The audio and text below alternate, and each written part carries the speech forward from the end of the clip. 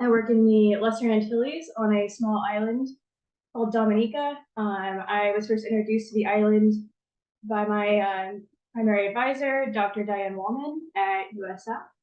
So here's a nice picture of the island. So where is Dominica? Like I said, it's a small island in the Caribbean, Lesser Antilles, kind of wedged between Guadeloupe and Martinique. It's also situated along a very significant trading route that was used from Columbus's second voyage all the way up until we had steam-powered vessels, so like early 1900s. And they would come in from Europe and across by the island and enter the Caribbean Sea, and then use the currents to kind of push them north, typically going up towards the Dominican Republic or Hispaniola. Just a little overview of the geography and historical timeline. Dominica is a very unique island. It has 9 active volcanoes. They claim 365 rivers, although that has never been truly verified, and depends if you want to call a stream a river. So there's some variability there. It has a ton of waterfalls. It's only 305 square miles, but it will take you hours to get from one end to the other because, as you can see from this image, it is quite mountainous. So it's got these really deep ridges. It lacks a lot of like big white sandy beaches, and because of that, it's one of the least built up islands in the Caribbean, which makes it quite special and unique. So then just like a little timeline on the side there, we've got prehistoric occupation, and then we have right before Europeans arrived, the indigenous Kalinago came over in a second wave from South America, and then obviously you have the Europeans coming in around 1500s. It stayed in neutral territory and was this really weird space during the colonization of the Caribbean. And I guess why neutral is in quotes there, because there was a lot of squatting and illegal colonization happening, and it was really a tug of war between the French and the British, and it actually went back and forth around 4 times between the two before the British actually formally colonized the island in 1763. But then there was still some attempts by the French later on the late 1700s, early 1800s to try to take back the island. And then another big significant one is around 1834 is when we start to see emancipation. And then they didn't fully gain independence from Britain until 1978. So a little bit about where I work specifically. I am on the windward side off of the Atlantic coast. So it's a little bit of a rough area to work in. So I always tell people I work on this beautiful remote Caribbean island, but it is not a place that you want to dive for fun. If you want to do that, go to the Caribbean side. You'll see a lot better corals. You'll see a lot more fish, and you'll probably be able to see your hand in front of your face most of the time. So what happened was after Hurricane Maria came through and really hurt the island a lot, it uncovered some remains on Woodford Hill Beach, Section B in the map. And the local historian on the island, Dr. Lennox Honeychurch, got in contact with Mark Hauser, who is at Northwestern and is a partner on the project with my advisor, Dr. Wallman. And they started putting together a plan to come investigate the site. Knowing that there was mixed indigenous Kalinago wares as well as European trade wares, they knew that the site had some real importance there. And they were interested in having someone also look at the underwater aspects of the bay. And I was coming in as a new PhD student with this background in maritime archaeology. So that's kind of how it fell into my lap. So just for the sake of the rest of the talk, I just wanted to kind of have this map here to kind of orient everyone. So Woodford Hill, Section A, Section B, there's Little Turtle Beach, which is all still part of the same bay. And then Point LaSoye is this headland out there that kind of actually serves to block a lot of the winds coming in. And because it's the Atlantic, it actually creates a pretty calm bay, which is why you'll see that it was used for a long time of occupation. So this is also from Dr. Honeychurch's PhD dissertation, and where he's got official routes and unofficial routes. around Dominica. And if you see on this map, the dots on that map here, a lot of the communities in contact and unofficial routes tend to be coming from that windward side. So a thing to note here too that I probably should have put earlier is on the Caribbean side, where there aren't any dots on this map here with Dominica in the middle.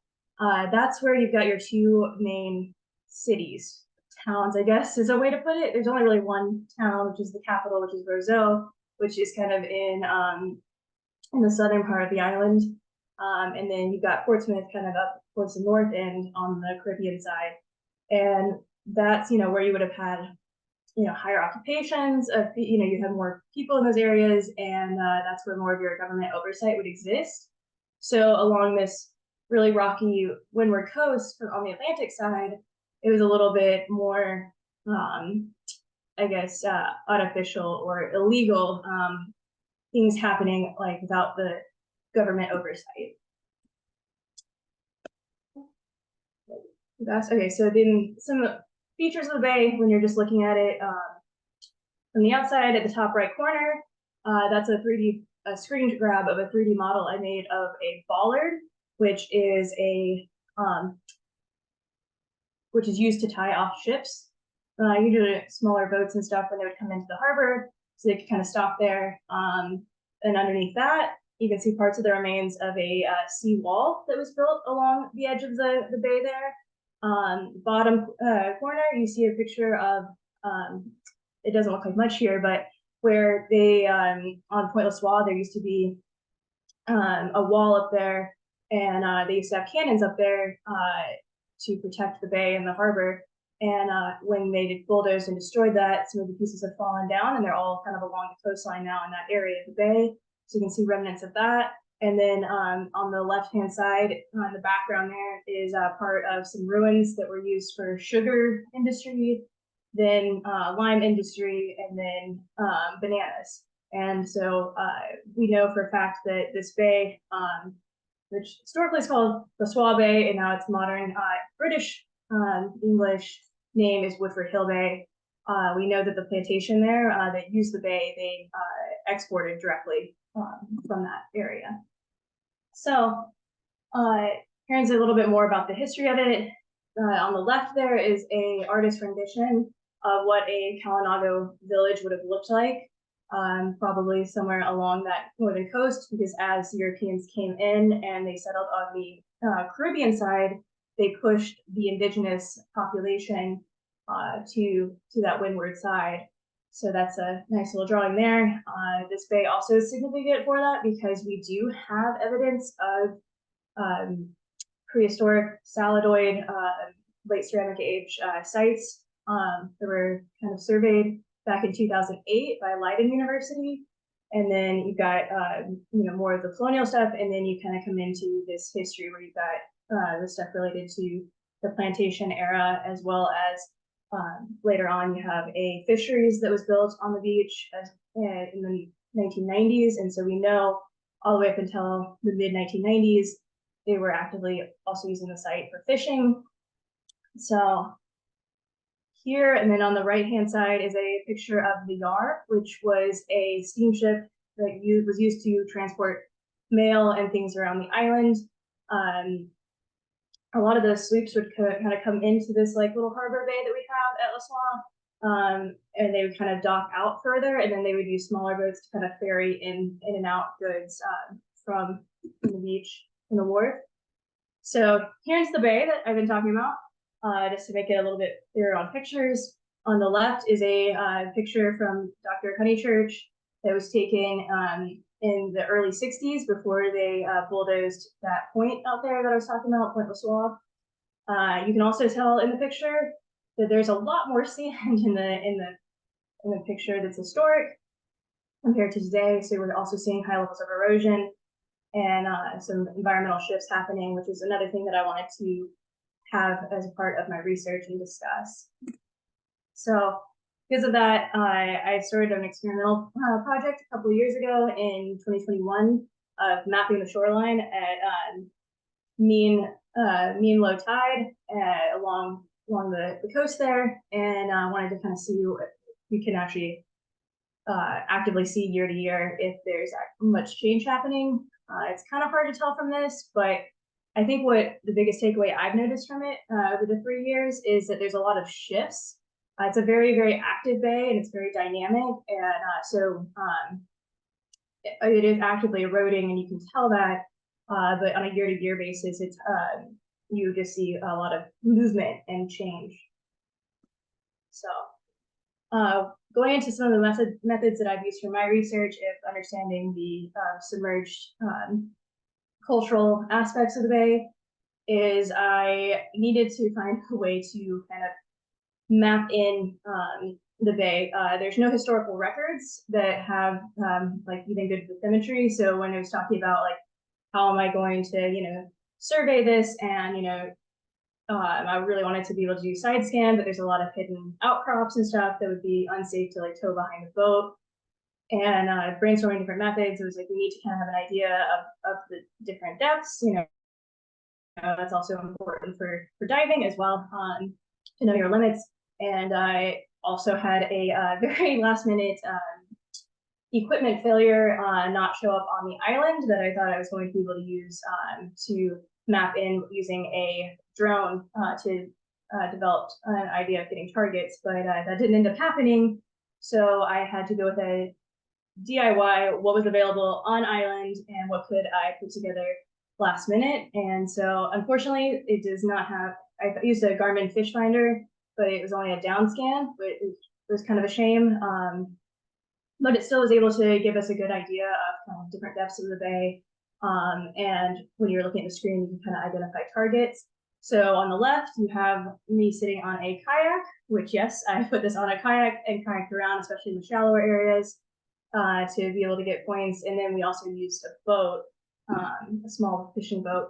So here is how I built it using a toolbox, PVC pipe, zip ties, just a lot of a car battery, and Fluffy, the dog, helped me put everything together while we were on island. And then you can see the screenshot on the right-hand side that kind of shows how I was able to flag different areas. And so everything was uploaded to GIS, and one of my dive partners is a Megan Beebe. She is a GIS whiz, and so she was really instrumental in helping put this together. So this was what she was able to create from it, which again, you can see from the lines, not ideal for what you would want on survey lines, but because there's a lot of hidden dangers in the bay, and because there is a pretty strong current, it was very difficult to get the fishing vessel or the kayak, honestly, to stay in straight lines and do transects.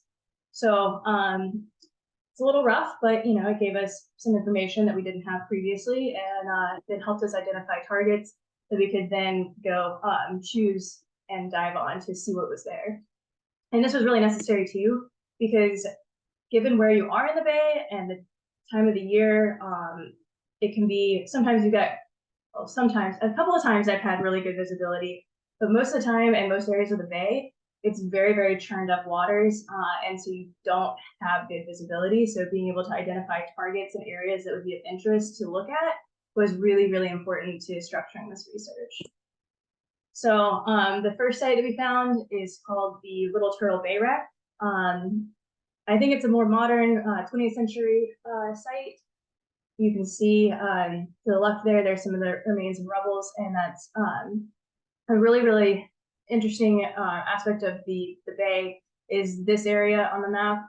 It's the northernmost section of the bay, and the waters are really rough. It's got really big waves. You could probably surf there, but because of that, it's a lot more hard bottom. So you don't have the sediment in the water column, so it's a lot clearer visibility.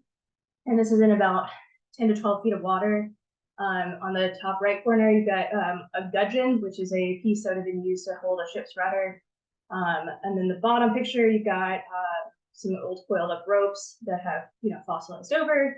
And then to the left is some of the different just debris wreckage that you can kind of see there. And the way that's scattered out, I've never been able to map this in because this is the one and only dive I've been able to do there in all 3 years of me going to Dominica because it was so rough there. And we were actually, the day that we were doing this and we were going to map it in, we got blown off the site, and yeah, it's just been bad luck ever since then, trying to actually get a good map and visualization of this site. But we were able to grab a couple of pieces that have been returned, taken out of the water to photograph, and then returned to the water, so we can kind of get an idea of what's there. On the left side, I'm still trying to figure out exactly what this is. It looks like it's got it's copper, and might have been, you know, some type of piece to like turn or a knob of some sort. And then in the middle piece, I think that's part of like a fitting, like for piping, which again leads me to think that it's probably a steam powered vessel. And then on the far right there is a piece of sheathing that looks like copper sheathing. So going back to looking at the environment and understanding the different dynamics of the bay, we started taking cores last year to kind of get an idea, baseline of you know, how the bay's dynamics work, and kind of try to create a baseline to look at the environmental history and environmental change with relation to like what's truly just environment. Can we see hurricanes and things like that in the bay itself? Can we identify where maybe some of the bay, it used to be dry land, and has, you know, since had sea level rise occur, and then trying to document that, and then also to maybe try to see, can we see like runoff and stuff from the colonial period, and when we know that we've brought in you know, more industrial things to the island, can we see that in the bay itself? And we're also trying to identify like catchment zones and areas where there might be good preservation for archaeological remains. So here's one of my dive partners, Kia, hammering in the push core in one of the sandy areas of the bay on a really nice calm day, so that you can actually see her. And then to the right is one of the cores that we have. And this one is the only one that we've really done true analysis on or had time to. It's been through PXRF, and then we did lead-210 for dating on it. And you can kind of see that that light area in the core, right above the like 10 centimeters. And that's definitely a, you know, major storm activity that you can identify in the core itself. What was interesting too is we even had pollen come out of this core, and so you've got amazing preservation happening. This was in a deep area of the bay, around 35, 40 feet, and you could really see that it's got some organics happening there. And when we did the lead-210 for dating, we didn't reach background, which is the way that you date with lead-210.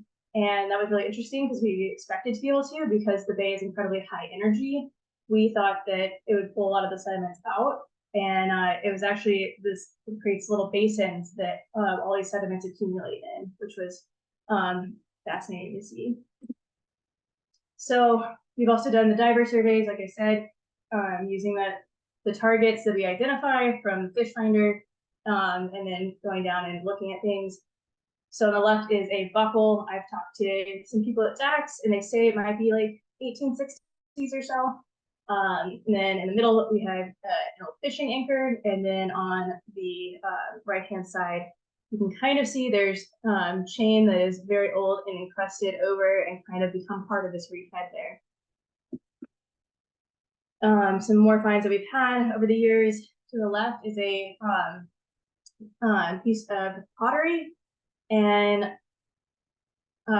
just talking to my advisor, we think that it might be saladoid based on the design of the pottery and the red slip in it, which is really fascinating. It's very heavy too. And talking to some marine geologists, there's a little river that kind of runs out into the bay, and we were wondering if this had traveled down that, or if this, because this came from about 7 meters of water. You know, how that piece got there, but she said that she thought, since the edges were still pretty sharp, that it probably hadn't traveled very far, and given like the fact that it's pretty heavy, that it again probably was in situ. Then we've got a nail in the middle, a copper square nail that had washed up on the near the bollard on the right side of the bay. an eroded pipe stem, some more pottery in the corner. So we picked up a couple of samples just to kind of show and identify like what's going on there, and then have everything returned to the bay, or in the case of like the pottery and stuff, that will be given to the island for curation as well. And then hopefully at some point a museum will be created on the beach there, is what the ultimate goal is, and hopefully these things will be part of those exhibits. So then the left is just a pile of old bottles. I've looked at some of them, and some of them can even date to like the 1900s, but it is, and then you've also got, you know, modern Bud Light bottles. So a little bit of everything, but still important to document how people are using the bay, and that people are obviously very thirsty when they're out fishing on boats. And then to the right is a brick. It's a yellow brick, which is probably an English brick. The yellow imported bricks are pretty common, and it could have been ballast, something like that. A couple, excuse me, more pictures. Again, you've got coiled up ropes in the top left corner. More pottery fragments in the bottom left, and a UID thing that is kind of cool looking. I don't know if it's some type of machinery, came off a boat, what it is. That's my dive partner, Megan. They're for scale. So just some interesting things that we're noticing of the human use and application in this area. We also found a shipwreck last year that we now call the Woodford Hill wreck. It lays perpendicular to the bay. It's very, very big. So you've got, some of the planks are almost 15 meters long. And they're about 0.6 centimeters thick and 20 centimeters wide. So they're large planks. Excuse me. And from what's been exposed, we utilized hand fanning when we were looking at the site. It was very near to the surface, and it was in, you know, pretty shallow water, around 12 feet of water. And you can also, you see on the left-hand picture there, next to one of the planks, you can see a big hole where there would have been some type of fastener that has since been removed. And a lot of the fasteners seem to have been removed, which makes me think that the site was probably picked over, and you know, people knew that it was there when it went down. I've talked to a lot of people on the island and in the area. No one knows about this wreck. It's not in any of the archival records. When I looked at like newspaper articles, it's pretty well preserved. I think that the reason that we were able to find this site was because it was right after a big storm had come through.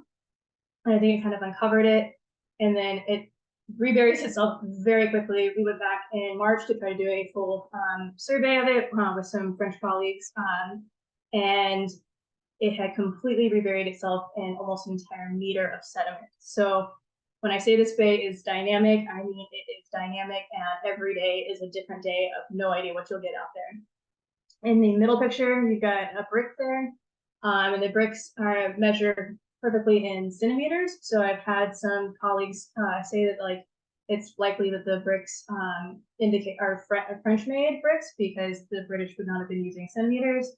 And so maybe this was a French vessel that was used in between the islands.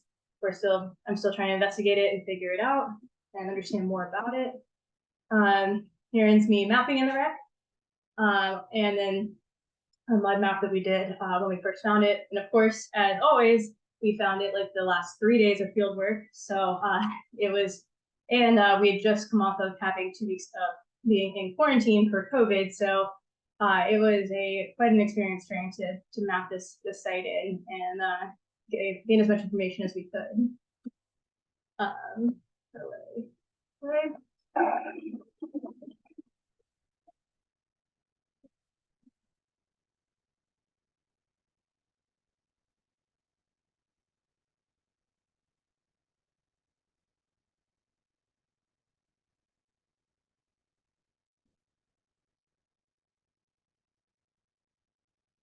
I always think that videos are a little bit more fun to kind of show what the conditions are like there. What we think so far is that It's probably a barge. It doesn't seem to have any type of keel. It seems to be a flat bottom vessel. And I surmise that it was probably used sometime around the plantation era or later to smuggle or move goods and people between some of the islands that are nearby. So then, so far in my research, here's a little map kind of showing some of the cores that we've taken and the two wrecks where they are in the bay, just to kind of give an idea, and then where you're finding some of those different things, those targets of interest. And then one of my favorite things that I've been doing with talking to the locals and learning more about how the bay has been used and how people perceive the bay is it's now being actively used for seaweed farming. And so they've tried several different types of seaweed, and they're hoping to be able to use it to, they commonly use it like in salads and things like that, but they also use it for, they make a lot of like seaweed drinks that are kind of like smoothies and things like that. And they're hoping to expand their operations and use seaweed for other things as well, such as beauty products and for other food items. And so it's really cool to see that even though you don't have the fishermen coming in here anymore, you did in the 90s and prior to that time, the bay is still being utilized by people, and they're finding new ways to use it. So, and I just wanted to take a second to thank all the people that have supported the funding and helped me with this project. So.